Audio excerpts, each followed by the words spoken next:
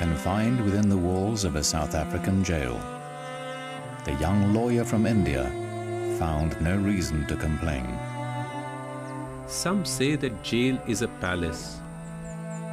Others look upon it as a beautiful garden. Some others hold that through the jail gates we shall pass from our present bondage to freedom. The year was 1907. The young lawyer from India was Mohandas Gandhi.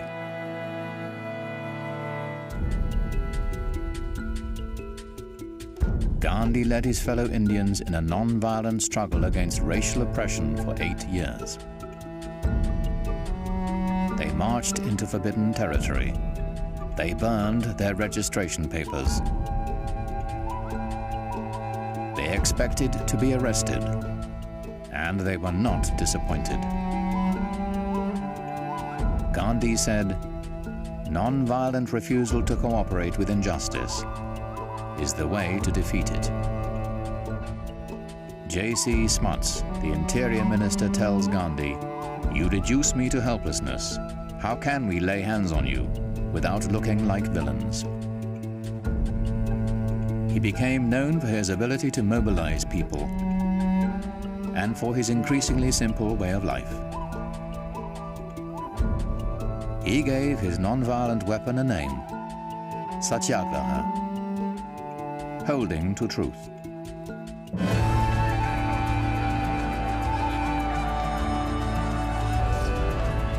In every decade and on every continent, underdogs have taken up Gandhi's strategies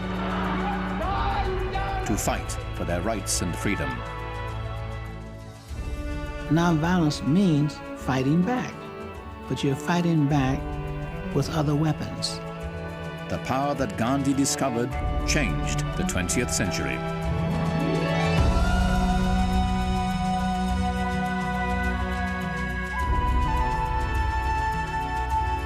Major funding for this series was provided by Susan and Perry Lerner.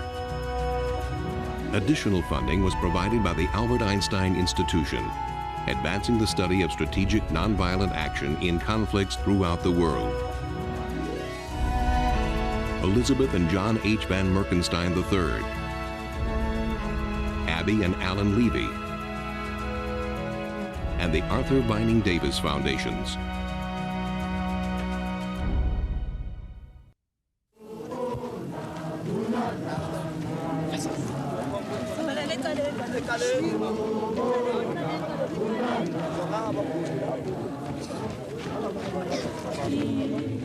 Every weekend, they bury their dead.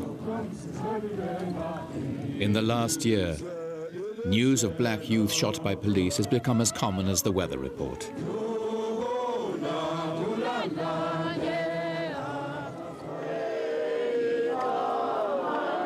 It's been called an uprising. Millions of black South Africans have intensified their struggle for equality, an end to the legalized discrimination called apartheid.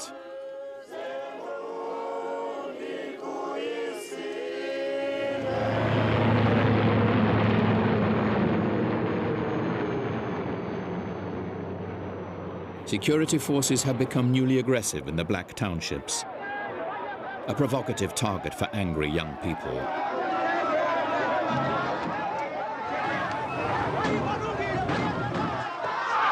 Even innocent bystanders are being caught in the deadly cycle of rising violence. And all the casualties are on one side. Appalled by the bloodshed, a new generation of township leaders is organizing, looking for more effective ways to fight back. Now, this unhealthy situation in Port Elizabeth, the 27-year-old Mukaseli Jack has been a youth organizer since his teens. There was a frustration in the township as to what was happening. There was a serious confrontation with young people fighting with the police with their bare hands, and police shooting at them without mercy. And then we said, let us expose these policemen for what they are. Let us take this fight in the townships away and bring it right to their homes. Taking their struggle into white South Africa is a new idea. Some black communities around Port Elizabeth have effectively liberated their townships from apartheid rule, and they are being punished with brutal police efforts to regain control. But making the townships ungovernable has not seriously threatened the apartheid state.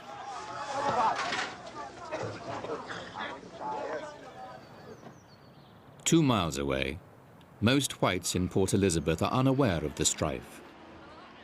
White-owned newspapers and state-controlled television do not report township disturbances. But a handful of whites have joined the anti-apartheid movement. One of them is Janet Cherry, a young social worker who has been an underground member of the outlawed African National Congress since college days. The idea was that we've got to take the struggle into the white areas, not because of any racist motive, but because of that understanding that the state wasn't in fact vulnerable unless you made an impact outside of the townships. We understand. That is why Mukuseli Jack's idea to take the struggle into the white community will require mass support. that we are going to achieve freedom in our lifetime. He has seen how easily the state destroys loosely knit groups by arresting their leaders. For several years, he has worked tirelessly to create more deeply rooted civic organizations, street by street. The black civic movement has been growing. In 1983, the United Democratic Front was created as a national umbrella for over 600 local civics, street committees, church groups, sports teams, women's clubs. As this organization broadened and broadened and broadened and broadened, it became extremely difficult for the security forces to crush these people, because now you have big centers of resistance within the community. And then slowly, you started everybody to include him in the struggle for justice. And slowly everyone saw his role. In May 1985, several middle-aged women approached leaders of the Port Elizabeth Black Civic Organization to suggest a boycott of white business. A consumer boycott has the potential to achieve Mukuseli Jack's objective, to put pressure on the white community for the first time. Boycott organizers have only a few weeks to prepare. 500,000 people must be persuaded to shop inside the township rather than downtown. And black business must be ready for a surge in demand. The preparation was to bring the black business people in the townships and tell them that we want them to stock the basic necessities that will be needed for this long-drawn struggle that we're going to face. And we told them that to drop their prices. We went to the church leaders, we went to the schools, and we spoke to the bus drivers, the taxi drivers, tell them that you can't bring those things to the township because we have a boycott there.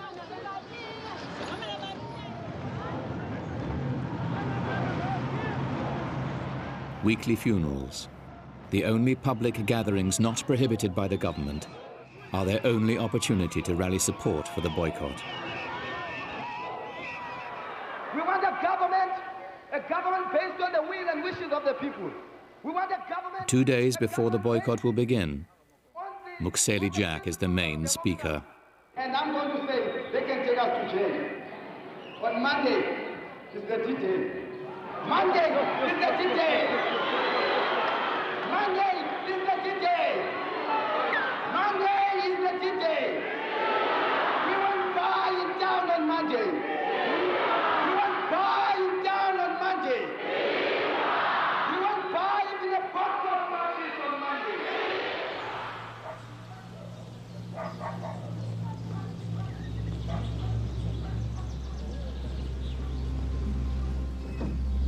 It looks the same as any other morning.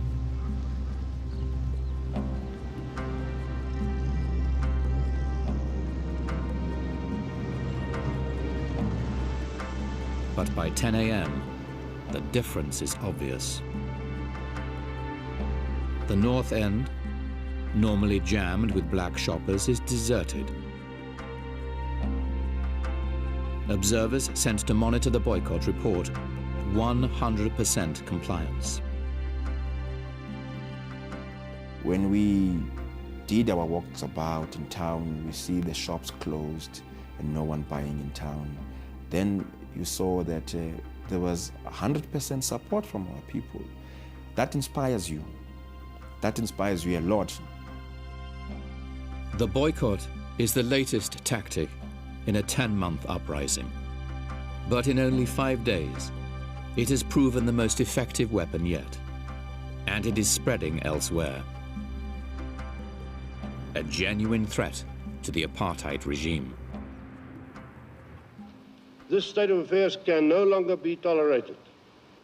The government has, in terms of the Public Security Act, Act 3 of 1953, decided to proclaim a state of emergency in the following magisterial districts: Port Elizabeth, Albany, Uitenhage, Cradock, Kirkwood, Somerset East, Adelaide, Fort Beaufort, Bedford, Alexandria. There has not been a state of emergency since 1961. The South African army occupies the townships. Travel is restricted. Night and day curfews are imposed. Hundreds are arrested.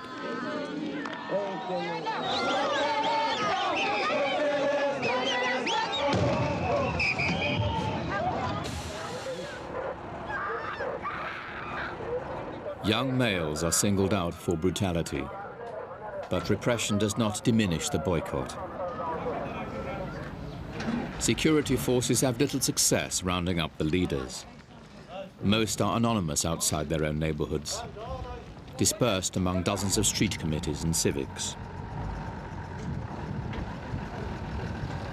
If they declare a state of emergency, they were panicking because we were becoming effective. They were feeling us coming. They were feeling us coming. So to us, the state of emergency showed that extraordinary measures were to be implemented in order to keep apartheid alive. And we knew then that we got apartheid in a crisis. And we were there to give it the push, to push, to push. With this power, massive power, we could do amazing wonders. Because right in the first 3 weeks, shops began to close. Can you believe it? It was freedom celebration. When we heard that one shop was closing, we just celebrated. Thank you. And then the other one, please come. Thank you. Mukseli Jack goes into hiding to avoid arrest. Moving from house to house, he consults with the boycott committee on how to exploit their success. They add new conditions to the demands which must be met before they will lift the boycott. We had concrete demands, and these demands dealt in those days with simple things when you look at them today, like opening of public amenities or facilities to all races, taking out of the troops from the township, making this available, whatever was not available, and end discrimination in the workplace, etc. And we also had what we call long term at the time. You know, like talking about Mandela's freedom was like, oh my goodness, this is something, my child, because the other people will discourage us about this. No, leave that. That's impossible. We waited until the pain went into the bones. Otherwise, what was the strike for? We waited, we took our time because we're losing nothing and they were losing hundreds of rands. And then the Chamber of Commerce ultimately said we have to talk to them. Many of the demands we have, most of the demands, in fact, we have every sympathy with. After meeting with Jack and the boycott leaders, the Chamber of Commerce director talks with reporters. There are demands which we can address directly, and those we obviously will. There are others which have to be addressed by the government, and we feel there that it's our duty and responsibility. The consumer boycott was making an impact on the white community, and that it opened up people's minds to the necessity for change. And the ANC, in fact, parts of the ANC were quite convinced by this argument, which is one of dividing the ruling class, if you like, or the ruling bloc, that you have to split off sections of it. Jack has been a well-known youth leader for several years. Now his role as boycott spokesman has made him a serious threat to the regime. He was an extreme troublemaker, an activist in the true sense of the word, yes.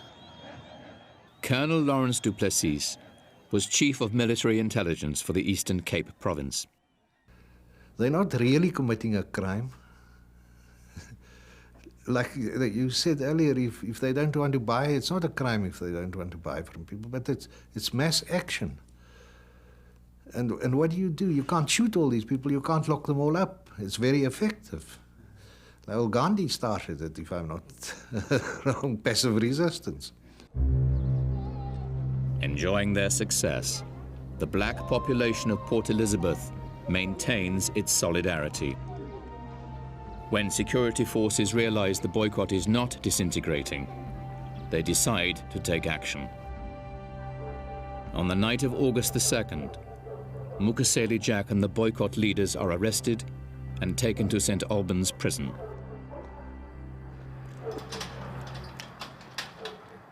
They picked us up at home, 1 a.m. or 2 a.m. And I remember they definitely said to us, this state of emergency will ensure that the boycott won't last 3 weeks.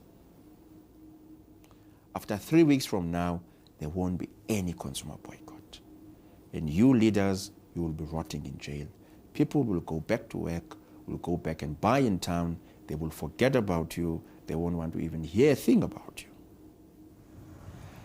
But 3 weeks passed, 2 months passed, and people are carrying it on. Once the government decided to throw everyone in jail, and you recall that about 30,000 people who were thrown into jails in terms of the state of emergency of 1985. Once you remove the leaders, you create even greater conditions of desperation. And you can have a situation of mayhem.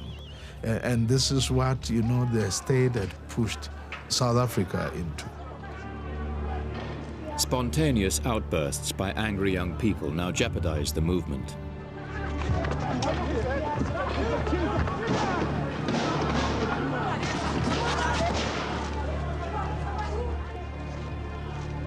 Among the few courageous enough to warn of the danger is a South African churchman, Bishop Desmond Tutu. Why must we discredit our cause by using methods which, if they were used against us, we would oppose? We must remember, my friends, that we have been given a wonderful cause. The cause of freedom, of justice, of goodness. And you and I must be those who will walk with heads held high. We will say we used methods which can stand the scrutiny, the harsh scrutiny of history.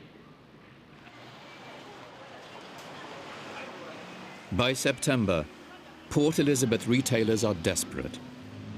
By keeping Mukaseli Jack and his comrades behind bars, the regime is preventing negotiations that could end the crippling boycott.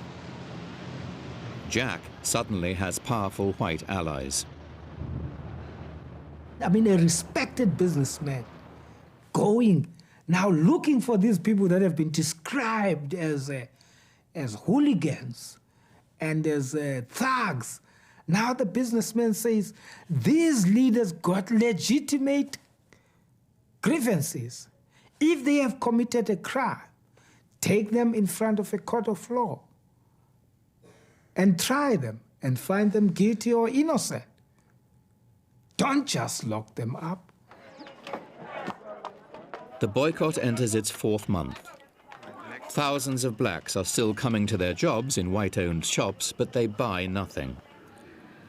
White businessmen have been negotiating a deal. The boycott will be suspended if the businessmen can arrange for the black leaders to be released. We were not intending to antagonize these white people, but our idea was just to drive our point home. Nonetheless, it's our people, let's not destroy them. Then we stopped that boycott at that time.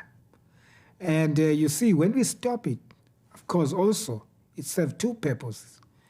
The pressure on our constituency to go and shop for Christmas was going to lead to some cracks within our own ranks. So we hit 2 birds with 1 stone, saved those people, and also kept our unity intact for the next fight.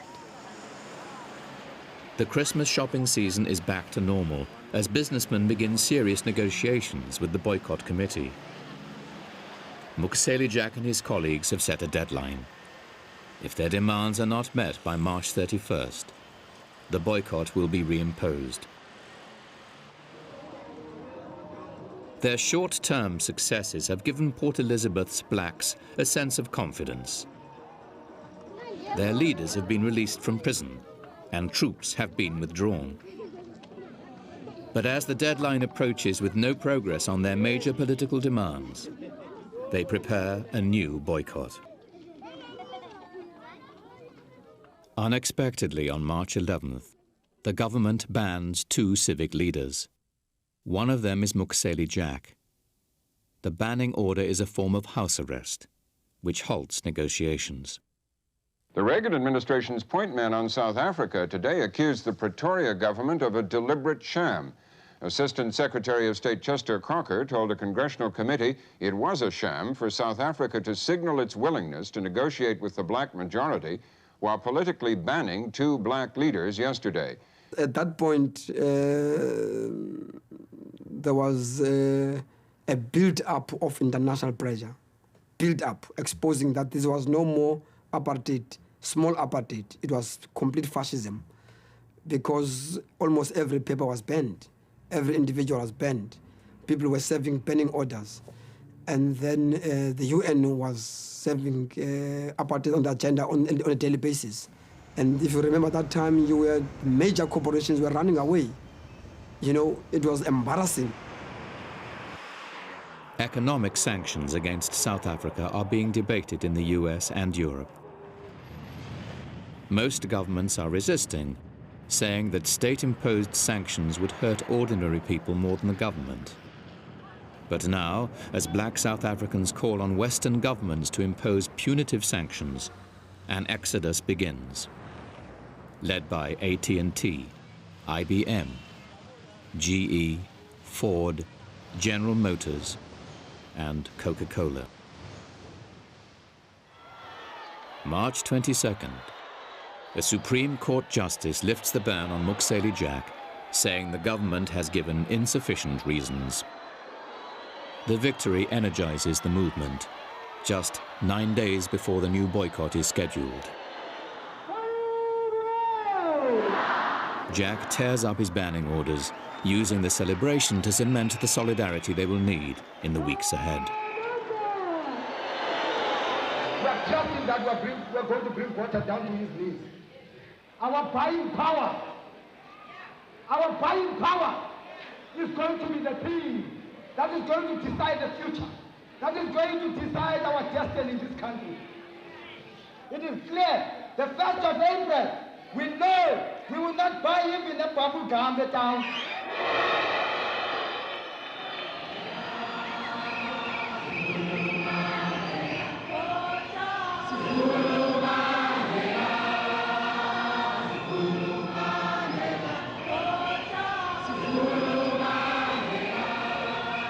The boycott is on. It will continue for 9 weeks, and then a shock.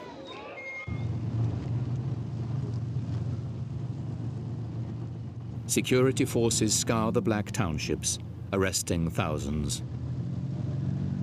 The government has secretly imposed a state of emergency. The effect is martial law, a drastic move meant to stop disturbances on the 10th anniversary of a major township uprising. For hours, police raid the offices of black civics, trade unions, the UDF, the South African Council of Churches, arresting and confiscating documents. Peaceful protesters at the Parliament buildings are dispersed and arrested. Damage to 11 church buildings. 16 hours after the crackdown started, President Botha speaks in Parliament. He cites intelligence reports on the imminent threat of armed revolution by the ANC and Communist Party. These revolutionaries are controlled by a power clique which is typical of Marxist regimes and which is interested only in a violent takeover of power. It is not possible for the reasonable majority to continue the search for a peaceful and democratic solution. It is the second state of emergency in less than a year.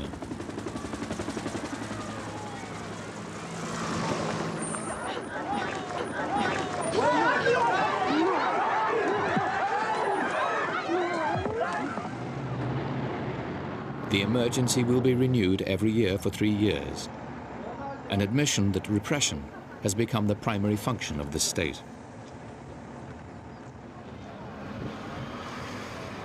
Anti-apartheid forces are driven underground, but not destroyed.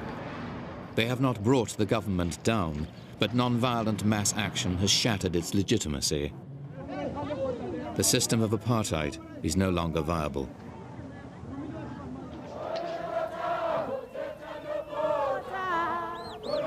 Power has shifted to black communities and their social organizations.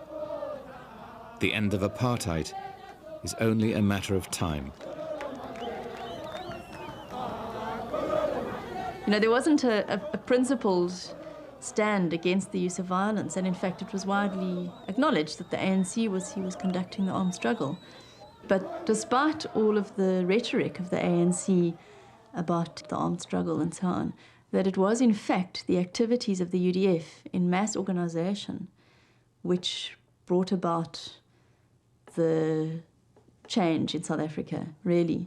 That it was that mass organization which put pressure on the state to ultimately to change. I mean, that brought about the stalemate, the impasse where the state could no longer respond. The eyes of the world are presently focused on all South Africans. F.W. de Klerk becomes president in late 1989 after P.W. Botha is forced to resign. De Klerk acts quickly, unbanning political organizations and ordering the release of Nelson Mandela, who has been imprisoned for 27 years. By refusing to renounce armed struggle, Mandela has prolonged his imprisonment by years. During that time, the passivity that had once allowed apartheid to exist has been swept away by the spirit of a confident civil society. The armed struggle came to nothing as far as I'm concerned. The people brought it about. And pressure from overseas. That is what really, in the end, made it clear and people understood that we couldn't go on any. That's why de Klerk had to take the actions that he took. In 1993, Nelson Mandela and F.W. de Klerk share the Nobel Peace Prize for negotiating a constitution that guarantees equal rights for all South Africans. They will soon face each other in South Africa's first democratic elections. King of Kings, we kneel before you, Father, appealing, asking for peace in the rest of the country. Lord of Lords, we kneel before you, Father, appealing, asking for peace in the rest of the country. They have never in their lives voted, nor have their parents or their grandparents before them. Our Father, we are asking for peace in our world. Reveal yourself, reveal yourself, reveal yourself, reveal yourself, reveal yourself, reveal from heaven. The struggle against apartheid, against the racism in South Africa, fundamentally had been non-violent. We were inspired by what had happened in India, in Poland, in the civil rights movement in the United States, what was happening in the Philippines.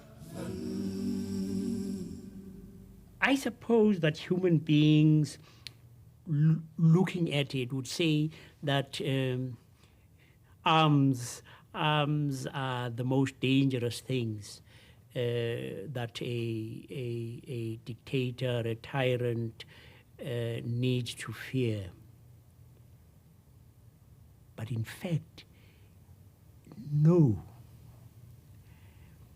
It is when people decide they want to be free. Once they have made up their minds to that, there's nothing that will stop them.